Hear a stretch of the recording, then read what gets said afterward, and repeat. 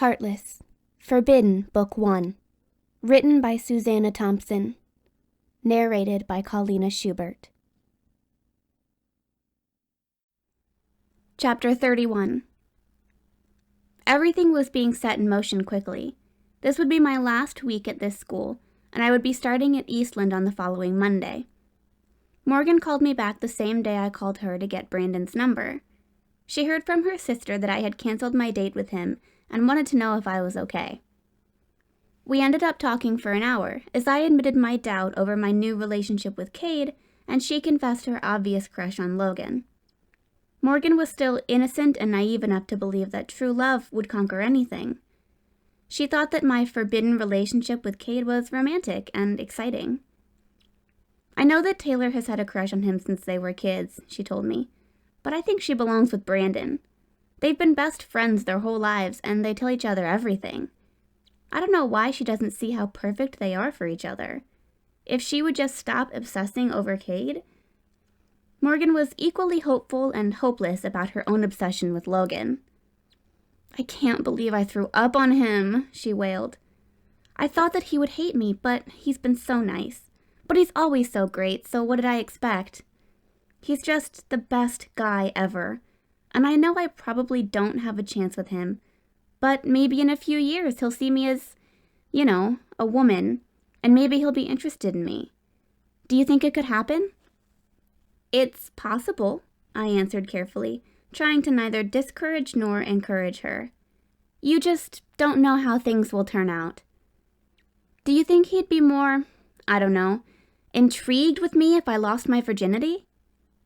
What? I squeaked.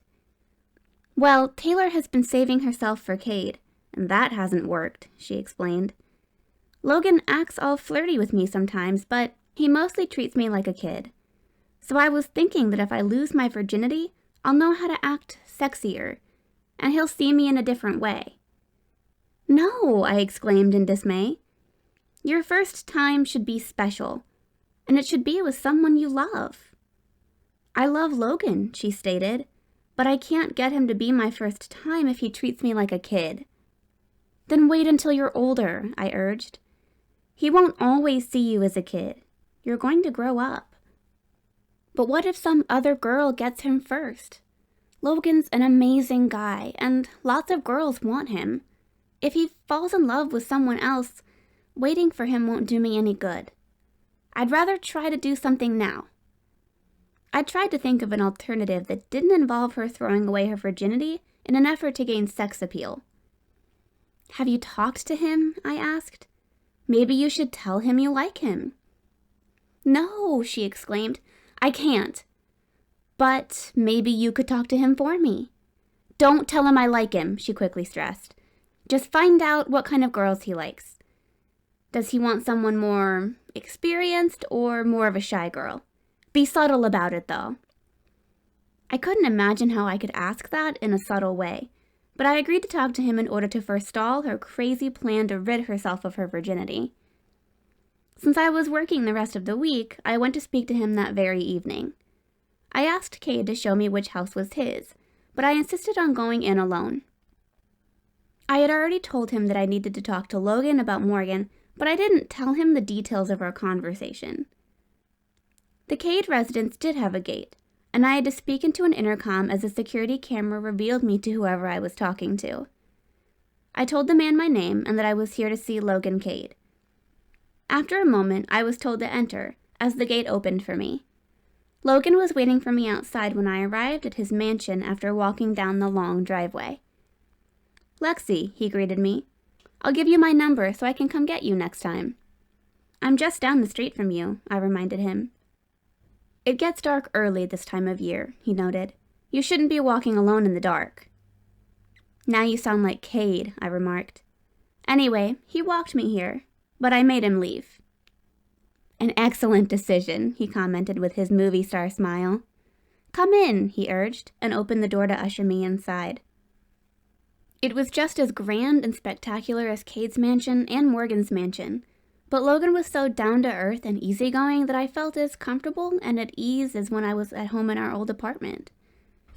Despite the grandeur around us, it was easy to forget that Logan was wealthy. We sat in the kitchen so we could raid the fridge and have a heart-to-heart in the heart of the house, as he put it. People relax and bond while sharing meals together, he told me. Most social interactions involve sharing food. Holidays, dates, weddings, even funerals. I never thought of it that way, I replied. But I guess that's true.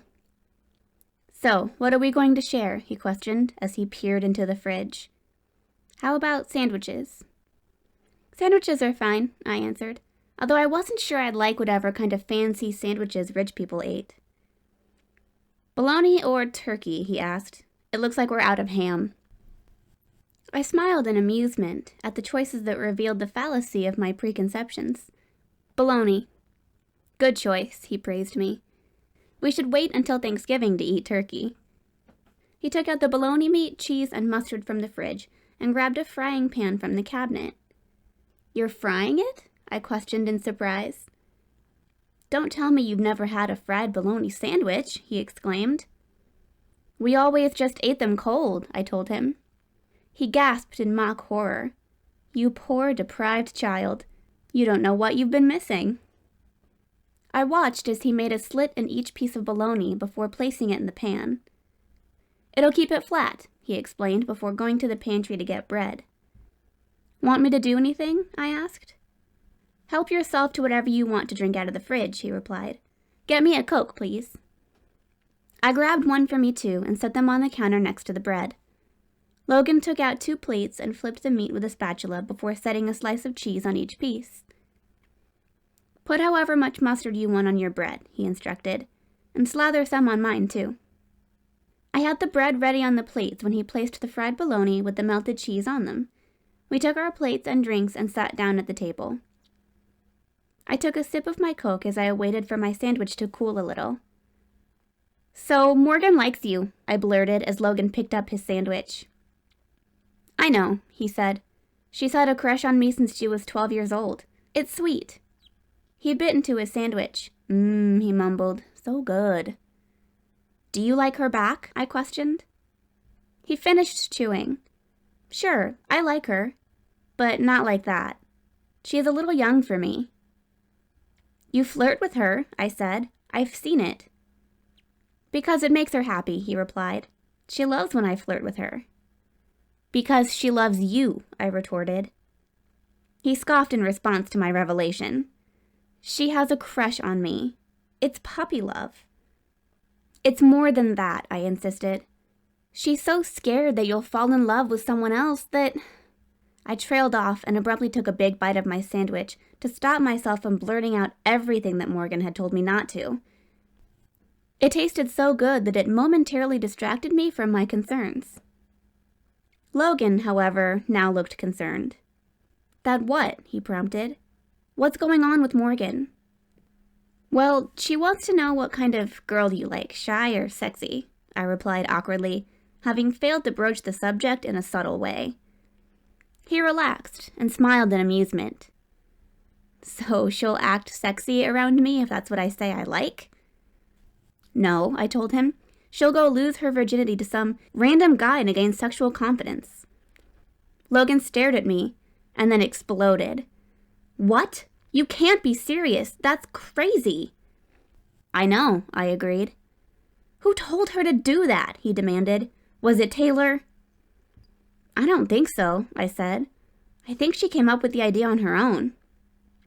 No, she didn't, he insisted. Morgan is sweet and innocent. She would never... Think about having sex? I cut in. She's not 12 years old anymore. Anyway, aren't you only a year older than her? He began in bewilderment and paused. I guess so, but she always seemed younger than that.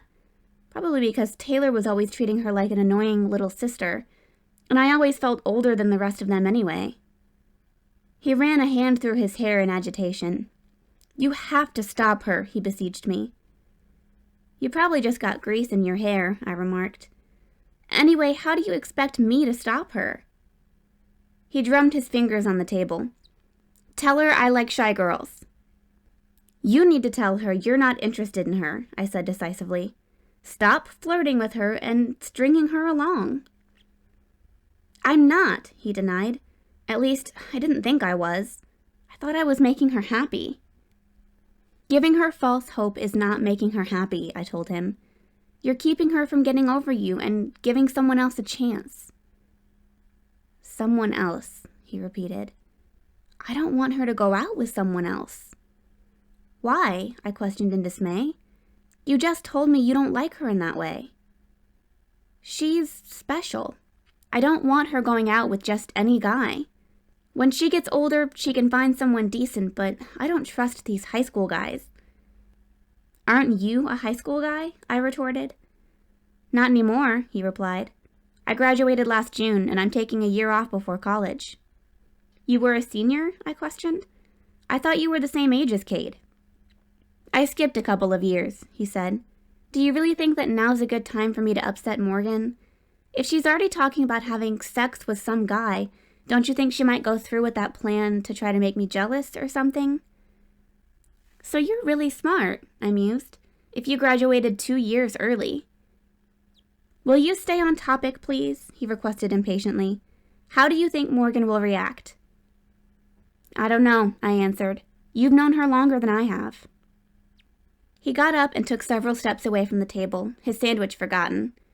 His movements were tense and agitated. When he suddenly spun around and stalked back toward me, there was desperation in his voice when he spoke his demand. Tell her I like shy girls. Instead of arguing further, I agreed. Okay, I will. But now I'm curious. What kind of girls do you really like? I don't think you can generalize it like that, he said. I think that certain people have more appealing personalities. But physical attraction is important, I stated. Otherwise, you're just friends. Yes, he agreed, but it has to be more than physical attraction to last. All of a sudden, I wasn't talking about his preference in girls anymore. I'm attracted to Cade, I blurted, but I don't know if we have anything more than that. You're together? He questioned. We just started dating, I replied. He sighed. Are you asking for my advice? Until he put the question to me, I hadn't realized that I was. Yes. That's a tricky situation. I would say break it off now before it gets too complicated, but you're probably not going to do that.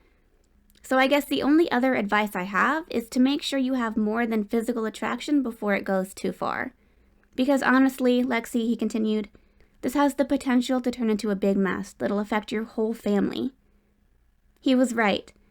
Until now, I had only thought of the consequences to Cade and me because I hadn't really been thinking of us as part of a family. You promised to make me feel better, I lamented. You said I could come here to escape my problems, but you're making me feel worse. I actually said that you could come here to escape Cade, but I guess that's the same thing, he quipped. Okay then, no more serious talk. It's time to make you feel better. Eat that damn sandwich. He sat back down and began to enthusiastically bite into his, so I did the same, albeit taking smaller bites. I had already eaten dinner, but I suppose that I was making up for the lunch I hadn't eaten. So, what are you doing with your year off? I asked. Traveling the world, he answered. I'm back here for a couple of months because my parents want me home for the holidays and my mom's birthday, which is next week. I looked back at him in wonder, never having known anyone who had the luxury of doing that. Where have you been so far? Europe, he answered, and Russia. I definitely wanted to make sure I got to Russia over the summer rather than the winter. Which countries in Europe did you go to? I questioned excitedly, because that was somewhere I had dreamed of going. All of them, he said. England, Spain, Italy, Greece, France, Ireland, Sweden, Norway, Holland, Switzerland, Poland, Roman... Do you have pictures? I cut in, interrupting his astounding list of places. He got up and washed his hands at the kitchen sink before pulling out his phone. That reminds me, I have to give you my number.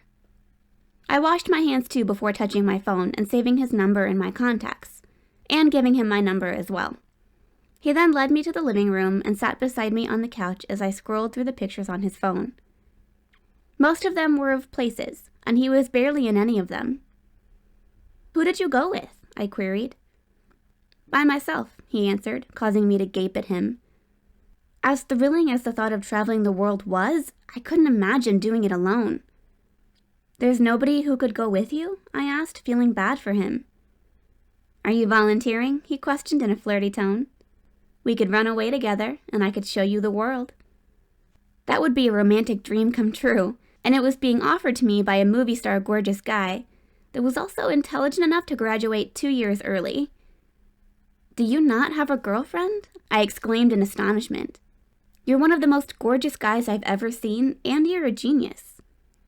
"I'm not a genius," he corrected me. "I'm just accelerated." "But," he continued, resuming his flirty tone, "does that mean you want to run away with me?